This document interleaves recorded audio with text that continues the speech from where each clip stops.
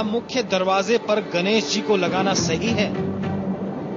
जानिए वास्तु विशेषज्ञ वैभवनाथ शर्मा जी से। ठीक 2:05 पर एकदम प्रामाणिक और सटीक उपाय जानिए IBN 7 पर लाइव ठीक 2:05 पर। नमस्कार, 2 बजने को है। मैं हूं पंकज भार्गव। हमारी खास पेशकश आपका घर आपका वास्तु में आपका स्वागत है। इस कार्यक्रम में हम आपके घर की वास्तु संबंधी समस्याओं का समाधान करते हैं, जो आप जानते हैं। हमारा टेलीफोन नंबर आपकी टेलीविजन स्क्रीन पर अब से लेकर आधे घंटे तक लगातार नीचे फ्लैश होता रहेगा। ध्यान से देखिएगा और आप हमें फोन कर सकते हैं। पंडित जी यानी वैभवनाथ शर्मा जी आपके सवालों का जवाब देने के लिए हमारे साथ हाजिर हैं। इससे पहले कि हम हेडलाइंस पर जाएं, पंडित जी आज क्या खास आप बताने जा रहे हैं?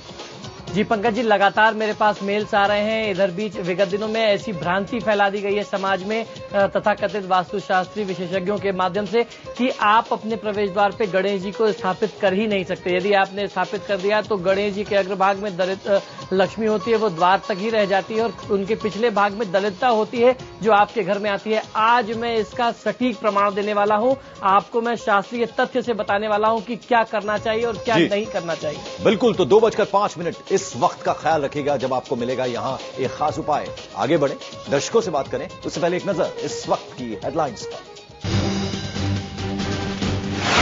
34 साल बाद बदला बंगाल, ममता ने ली मुख्यमंत्री पद की शपथ। अब राजभवन से पैदल जाएंगी राइटर्स बिल्डिंग। टेलीकॉम घोटाले में कनिमोड़ी की जेल या बेल पर सुनवाई। जमानत याचिका पर 2:30 बजे के बाद आएगा फैसला। अमर सिंह की हो सकती है गिरफ्तारी। यूपी विकास परिषद धांधली मामले में लगी रोक इलाहाबाद हाई कोर्ट ने हटाई। कर्नाटक के गवर्नर के खिलाफ बीजेपी का बेंगलोर में प्रदर्शन। येदियुरप्पा ने कहा स्पीकर नहीं देंगे इस्तीफा। और मोस्ट वांटेड की लिस्ट पाकिस्तान से नहीं ली जाएगी वापस। गृह मंत्रालय ने कहा मामले की समीक्षा जारी।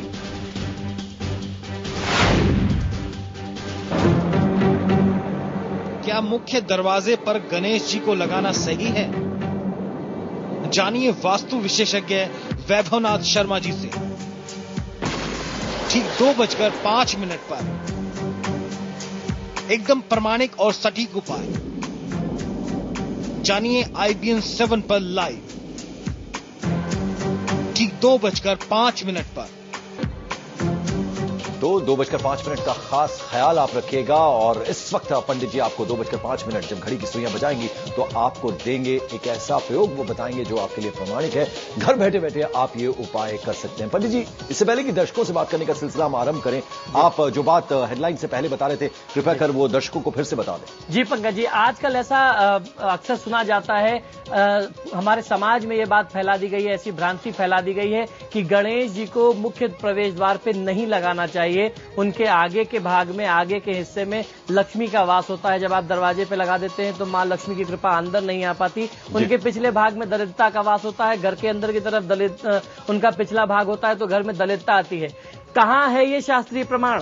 क्या है कहीं इस बात का शास्त्रीय प्रमाण? आज मैं पूछता हूं इन तथाकथित वास्तुशास्त्रियों से और मैं दूंगा इस बात का जवाब कि क्यों लगाना चाहिए, क्या है उसका प्रमाण और क्या है उसकी सार्थकता। बिल्कुल, और इस वक्त बुलंदशहर से मेघा हमारे साथ जुड़ रही है। मेघा, क्या जानना चाहती हैं आप पंडित जी से? जी पंडित जी नमस्कार। जी नमस्कार। हम आपसे पहले बात कर चुके हैं और हमें फायदा भी हुआ है जी। लेकिन जैसे पंडित जी एक प्रॉब्लम है, जैसे आप कहते हैं कि एंट्री करते वक्त टॉयलेट नहीं होना चाहिए जी। तो हमारा नॉर्थ फेसिंग घर है जी। और घुसते ही उसमें मतलब ईस्ट फेसिंग हमारा टॉयलेट है जी, जिसके अंदर 2 सीट हैं, एक ईस्ट वेस्ट साइड और एक नॉर्थ साउथ साइड जी। तो उसके लिए कोई उपाय बता दीजिए। देखिए, उसके लिए मेघा आपको करना यह है कि जो नॉर्थ साउथ है वो तो ठीक है, जो ईस्ट वेस्ट है वो बहुत खतरनाक होती है। उसका प्रभाव आपके स्वास्थ्य पर आता है, परिवार के स्वास्थ्य पर आता है। तो आपको सबसे पहले तो ये करना है कि वहां 1.5 इंच चौड़ी काले रंग की पट्टी खींच देंगे और वहां पे एक अष्टभुजी शीशा, ऑक्टोगोनल मिरर जिसकी 8 भुजाएं हो और 8 भुजाएं एक दूसरे के समान होनी चाहिए, वो फ्रेम करा करके टॉयलेट के प्रवेश द्वार के ऊपर लगाइएगा। आपको बहुत अच्छा लाभ मिल जाएगा। प्रवेश द्वार के पास टॉयलेट नहीं होना चाहिए, इसका शास्त्रीय प्रमाण है। यदि है तो उसके आसपास आप कुछ ऐसे पौधे लगा सकते हैं, इंडोर प्लांट्स, मनी प्लांट, जिससे उसका दोष दूर हो सके। पंडित जी, हम भारत की अगर हम बात करें, हमारे देश की परंपरा रही है सर्वधर्म की। यहाँ क्रिश्चियंस हैं, यहाँ सिख हैं, मुस्लिम हैं और हिंदू तो हैं ही। हम ये जानना चाहेंगे आपसे, दीपक जलाया जाता है कोई भी शुभ पर्व हो, मोमबत्ती का प्रचलन है, मोमबत्ती जलाई जाती है या फिर अगरबत्तियां जलाई जाती हैं, क्या इनको भी हम वास्तु से रिलेट करके देख सकते हैं? जी बिल्कुल पंकज जी, इस तरीके के जो भी प्रयोग हैं ये किसी भी जगह के नकारात्मक ऊर्जा को अपने में शोषित करने में या उनको नष्ट करने में बहुत ज्यादा प्रभावकारी है। अगर आप वहीं धूपबत्ती लगाते हैं, अगरबत्ती लगाते हैं, तो कहीं भी नकारात्मक ऊर्जा यदि बहुत ज्यादा है तो तत्काल प्रभाव से आपको भी अच्छा लगता है, वातावरण सुगंधित हो जाता है, नई ऊर्जा का वहां पे प्रादुर्भाव हो जाता है। इसी तरीके से दीपक लगाने से सरसों के तेल या तिल के तेल, देशी घी, इनके प्रभाव तो शास्त्रीय प्रमाण भरे पड़े हैं। यदि आप इनको जलाते हैं तो इनसे होने वाली जो ऊर्जा है वो नकारात्मकता को, अंधकार रूपी जो नकारात्मकता है और उसके अलावा जो वहां पे ऐसी ऊर्जा जो हमें दिखती नहीं है, जिसका दुष्प्रभाव परिवार में है, घर में, वो दूर हो जाता है। ऋचा है दिल्ली से। ऋचा, आपका प्रश्न क्या है? इंदौर से ऋचा बोल रही हैं आप। ठीक है ऋचा, बताइए। जी नमस्ते पंडित जी। जी नमस्कार।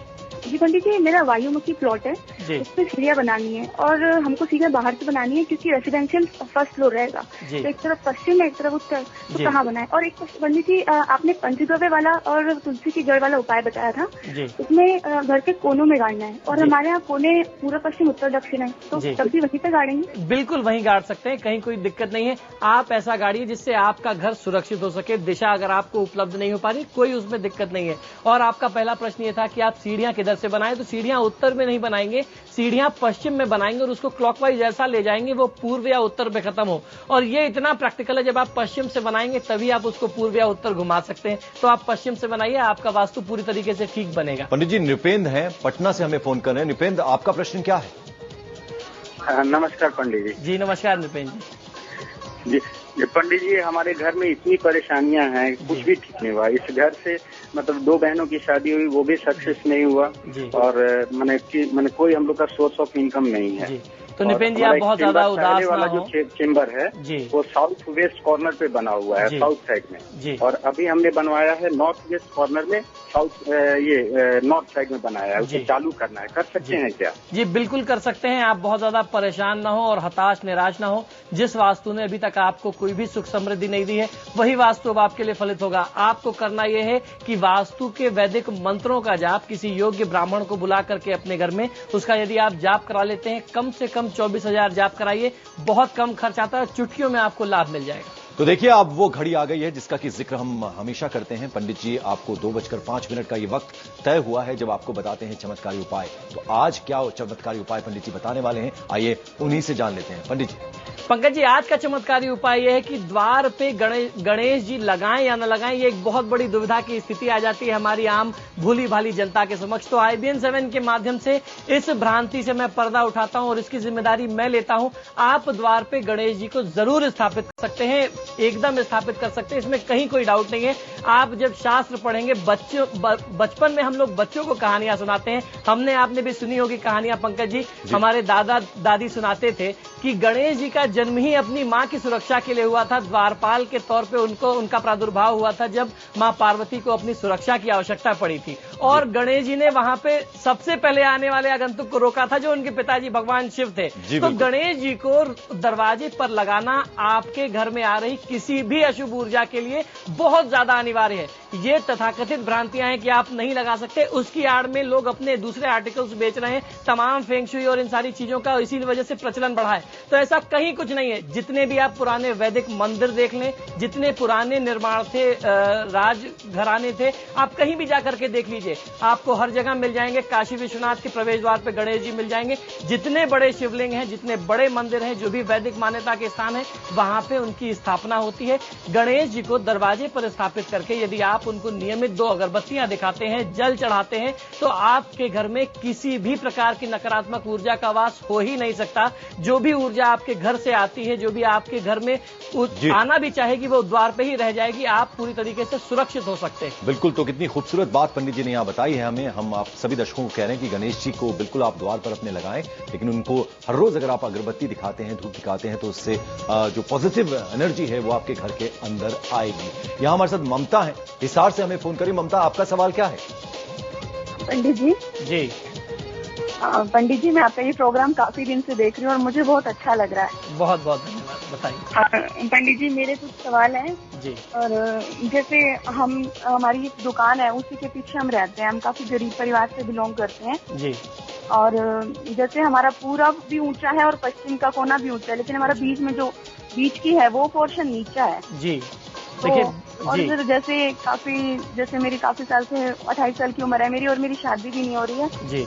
और हमारी दुकान पे काम भी जैसे अच्छा नहीं है, और मैं समझ गया। एक पेशेंट हो रहा है पंडित जी हमारा। बताइए। हमारा ना जैसे मेरे पापा का प्रॉपर्टी के लिए अपने भाइयों के साथ झगड़ा है। जी। देखिए सारी समस्या आपकी शांत हो जाएगी। अभी आप छोटा सा उपाय सुन लीजिए।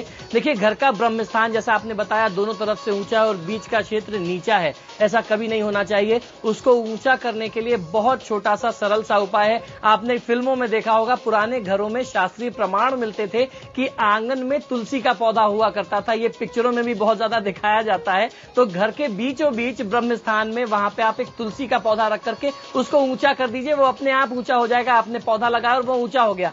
घर के दक्षिण पश्चिम कोने को यदि आप ऊंचा कर दें तो घर का कोई भी कोना कितना भी असमान है वो अपने आप ऊंचा हो जाएगा। दक्षिण पश्चिम कोने का पूरे घर से ऊंचा होना बहुत अनिवार्य है। काफी सारी समस्याएं, आपके परिवार का, पिताजी का जो संपत्ति विवाद है वो भी दूर हो जाएगा। आपके घर में खुशहाली और समृद्धि आ जाएगी। पंडित जी मेरे प्रश्नों का उत्तर भी आपको देना होता है, बीच बीच में आप कहीं ये ना भूल जाएं। मेरा धर्म है, मेरा धर्म है। इसलिए मैं आपको याद दिलाता रहता हूं। जी। मेरा सवाल यह है कि हमने अक्सर कुछ घर ऐसे देखे हैं जहां समान यानी वो फ्लोर की अगर मैं बात कर रहा हूं वो नहीं होता, ढलान होती है थोड़ी। तो क्या ये वास्तु के हिसाब से सही होती है? जी देखिए पंकज जी, बहुत महत्वपूर्ण प्रश्न है। जब भी आप घर बनाते हैं तो ढलान हमेशा, ढाल जो है घर में वो उत्तर और पूर्व की तरफ होनी चाहिए। ये बहुत ज्यादा अनिवार्य है। और जब भी आप घर बनाना शुरू करते हैं तो आप फ्लोर को वैसे रखते ही हैं, प्लॉट वैसा बनाते ही हैं, बैलेंस वैसा होना चाहिए। उत्तर और पूर्व होगा, खुशहाली आएगी। दक्षिण और पश्चिम होगा, धन का नाश और रोग बहुत ज्यादा होगा। शालू है मुजफ्फरनगर से। शालू आप प्रश्न कर सकती हैं अपना पंडित जी से। हेलो पंडित जी, नमस्कार। जी नमस्कार। पंडित जी मुझे अपने पति के बारे में जानकारी लेनी है। जी बताइए। जी वो एक मकान लेना चाहते थे। जी। वहाँ पे उत्तरांचल में, और उन्होंने लोन पे पैसा भी लिया। की मकान मालिक जैसे बेचना चाहते थे, लेकिन जब वो पैसे का इंतजाम हो गया उन्होंने बेचने से मना कर दिया। मेरे पति बहुत टेंशन में है इस बात को लेके। क्या पंडित जी कोई ऐसा उपाय बताइए जिससे वो दे सके हमें? जी बिल्कुल दे देगा। आपको करना यह है कि अपने घर के आग्नेय कोण, दक्षिण और पूर्व का कोना, एक बार फिर से समझ लीजिए, दक्षिण और पूर्व का कोना जिसे रसोई का स्थान कहते हैं, आग्नेय कोण, आम भाषा में अग्नि कोण बोलते हैं, वहां पर आप लाल रंग का बल्ब जलाना शुरू कर दें। संध्याकालीन समय में शनिवार और मंगलवार के दिन से किसी भी एक दिन से शुरू करके 40 दिन आप सरसों के तेल का दीपक जलाइए। शाम 6 बजे के बाद जल्दी काम हो जाएगा। पंडित जी मेरा एक और प्रश्न आएगा। जी मतलब अगर आप ऐसा सोचेंगे मेरे प्रश्न रुक जाएंगे, ऐसा होगा नहीं, कभी नहीं होगा। घर की दीवारों में आजकल अलग अलग रंगों का प्रचलन है, यानी लाल रंग लगा दिया, पीला रंग लगा दिया, ब्राउन कलर लगा दिया। कुछ घरों में हम जाते तो सीलन एक आदत सी पड़ जाती कि भाई अब ये समस्या है तो है, लेकिन क्या ये किसी तरह के वास्तु दोष है? जी बिल्कुल पंकज जी, सीलन को बहुत बड़ा वास्तु दोष माना गया है। हमारे शास्त्रों में सीलन को वास्तु देवता का चर्म रोग बताया गया। जैसे हमें स्किन एलर्जीज हो जाती है कभी कभी, इसको वास्तु देवता के चर्म रोग की संज्ञा दी गई है। जैसे आप किसी घर में सीलन देखते हैं या आपके घर में किसी कोने में सीलन आ जाए तो देखते ही मन में एक नकारात्मक ऊर्जा आ जाती है, नेगेटिविटी आती है। उसी तरीके से जिस चीज को हमें देख करके नेगेटिविटी आती है तो क्यों नहीं उसका दुष्प्रभाव होगा? आप मुझे इसका जवाब दीजिए। जरूर होता है, इसको जल्दी ही ठीक कर लेना चाहिए, तभी जाकर के आपको लाभ मिलेगा। ब्रिजबंसी है अहमदाबाद से हमें फोन कर रहे हैं। ब्रिजबंसी साहब अपना सवाल करिए आप। हेलो जी सवाल करिए। हाँ नमस्कार पंडित जी। नमस्कार महाराज, मैं आपसे ये पूछना चाहता हूँ कि काफी दिनों से हमारे घर पे इनकम सही नहीं हो पा रही है और कोई धंधा सेटल नहीं हो पा रहा है जी। और हमने मकान भी नया लिया है जी। और हमारे मकान का द्वार के पीछे की बाजू से सूरज उगता है जी।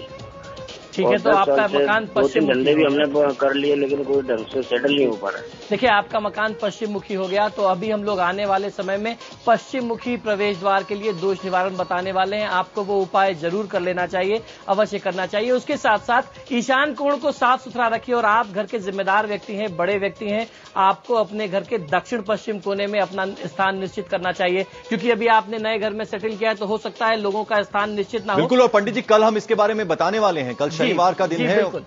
जी हम लोग इस बारे में चर्चा करेंगे। पश्चिम मुखी द्वार का आपको दोष निवारण जल्दी ही उपाय मिल जाएगा कल हमारे इस शो में। और उसके साथ साथ आपको अपने दक्षिण पश्चिम में स्थान लेना चाहिए, आपको बहुत अच्छा लाभ मिलेगा। तो कल ये